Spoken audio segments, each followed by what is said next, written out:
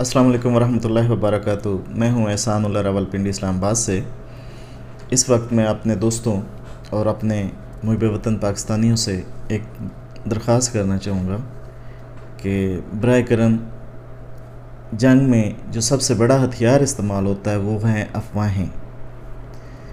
افواہوں پہ کان نہ دھریں۔ اب اعصابی جنگیں ہو چکی ہیں، اعصابی لڑائی ہو چکی ہے۔ جو قوم اعصاب کے ساتھ، مضبوط اعصاب کے ساتھ کھڑی رہے گی وہ جنگ جیت جائے گی۔ باقی ٹیکنالوجی کی جنگ ہے۔ جس کے پاس بہتر ٹیکنالوجی ہوگی، جس کے پاس بہتر حکمت عملی ہوگی، جس کے ساتھ عوام کی شامل ہوگی طاقت اور اللہ کی رضا شامل ہوگی، وہ جنگ جیت جائیں گے۔